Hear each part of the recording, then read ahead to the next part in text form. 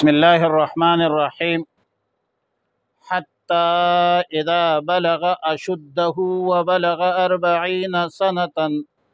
قال رب اوزعنی ان اشکر نعمتک التي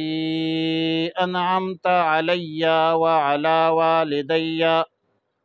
وان اعمل صالحا ترضاہ واصلح لی فی ذریتی۔ پارہ 26 سورہ احقاف رکوع 2 آیت نمبر 15۔ حتی اذا بلغ اشدہ وبلغ 40 سنہ،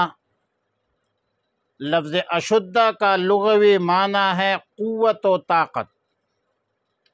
یعنی جب بچہ سن بلوغ کو پہنچ جائے۔ اور سیدنا عبداللہ ابن عباس رضی اللہ تعالی عنہما کا قول ہے کہ اشدہ سے مراد بلوغ ہے اور بلوغ اشدہ سے مراد 18 سال ہے، جبکہ دوسرا مستقل منزل 40 سنتاً قرار دیا ہے، وہو قول الشعبی وابن زید رحمہم اللہ تعالی۔ جبکہ حسن بصری رحمہ اللہ نے بلوغ اشدہ اور بلغ 40 دونوں کو ہم معنی قرار دیا ہے، بلکہ بلغ 40 کو بلغ اشدہ کی تفسیر اور تاکید قرار دیا ہے، کذا فی تفسیر القرطبی۔ بئی معنی تقدیر عبارت یوں ہوگی کہ اول بچے کے ابتداءً یعنی پہلے بچے کے حمل کا ذکر، پھر وضع حمل کا ذکر، پھر رضاعت، دودھ پلانے کا زمانے کا ذکر کرنے کے بعد حتی اذا بلغ کا حاصل یہ ہے کہ فعاش واستمرت حیاتہ حتی اذا اکتحل واستحکم قوتہ وعقلہ، یعنی دودھ چھڑانے کے بعد بچہ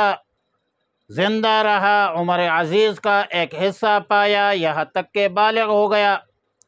قوت اور عقل مکمل ہو گئی، تو خالق مالک رازق کی طرف رجوع کی توفیق ملی،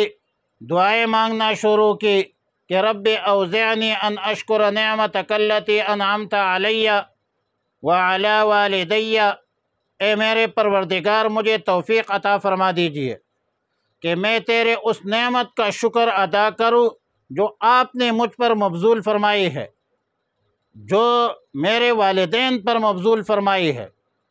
اور مجھے یہ توفیق دے کہ میں عمل کروں وہ عمل جس سے آپ راضی ہو یا رب العالمین، اور میرے لیے میرے اولاد کی بھی اصلاح فرما دیجئے،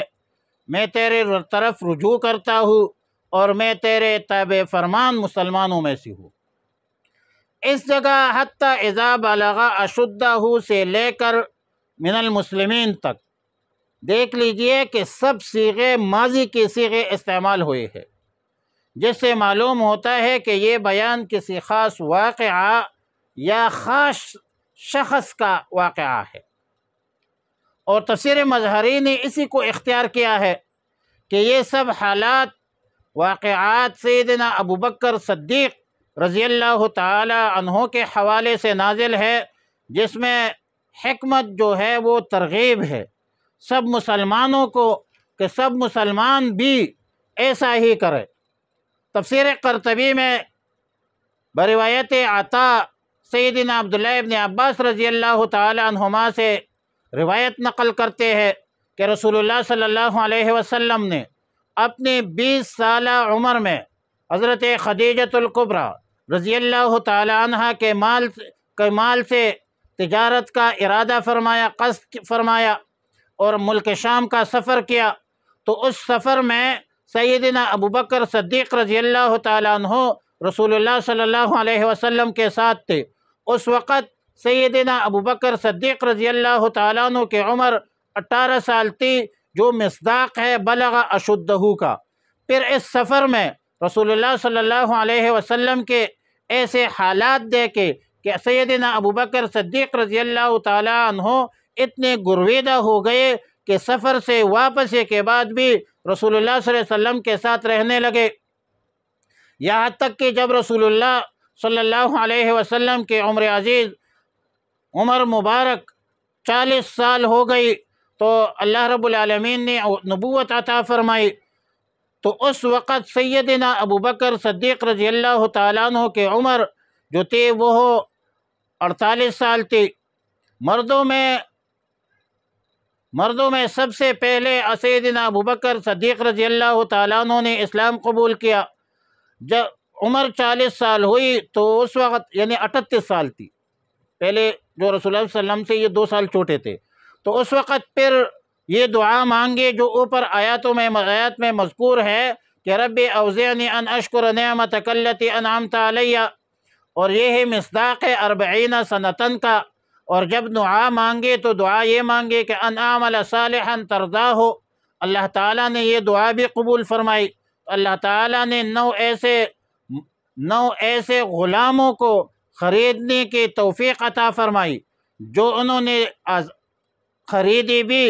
اور ان کو آزاد کرنے کی توفیق بھی دی، اور وہ سب مسلمان بھی ہو گئے تھے۔ ان کے مالک ان کو اسلام لانے پر طرح طرح کی اذیتیں دیتے تھے۔ اس طرح اس کی دعا اصلح لی فی ذریتی میں بھی قبول ہوئی۔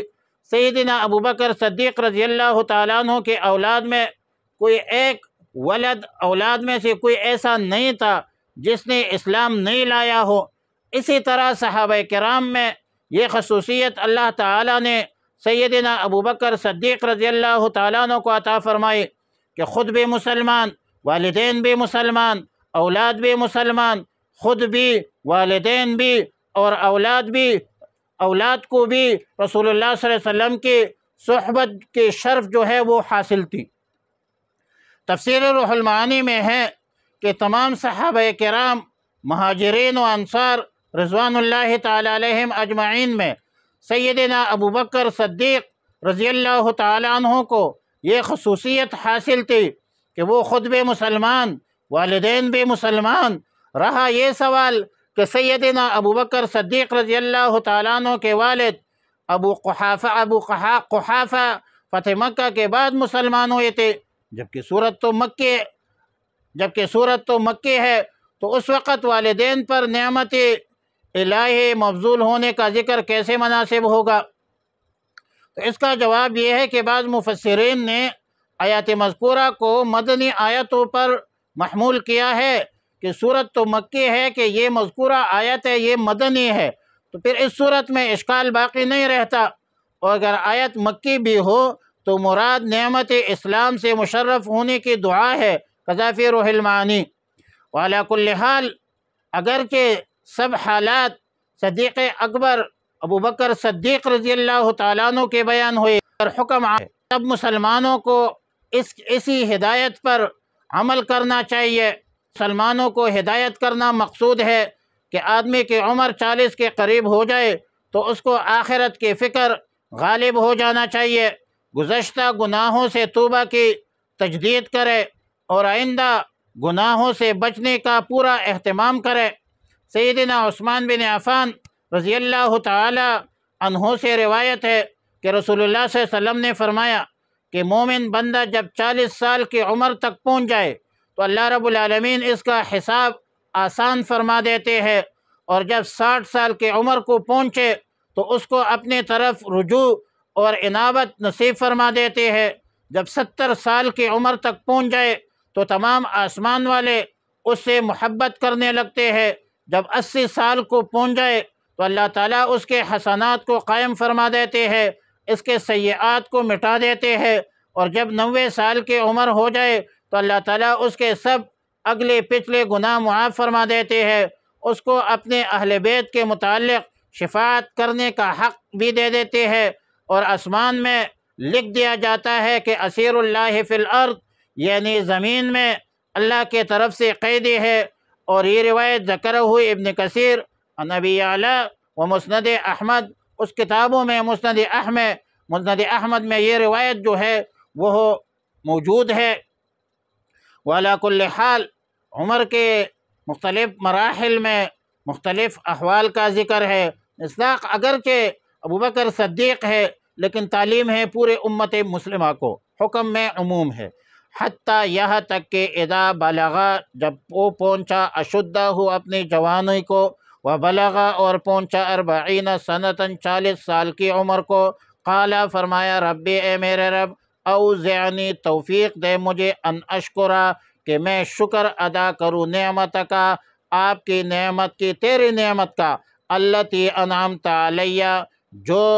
انعام کی ہے تو نے علیہ مجھ پر، وعلی والدیہ اور میرے والدین پر، وان اعمل صالحا اور یہ کہ میں عمل کرو صالحا نیک، ترضا ہو جس کو تو پسند کرے، واصلح لی اور صلاحیت پیدا کرے میرے لیے، فی ذریتی میرے اولاد میں، انی تبت الیک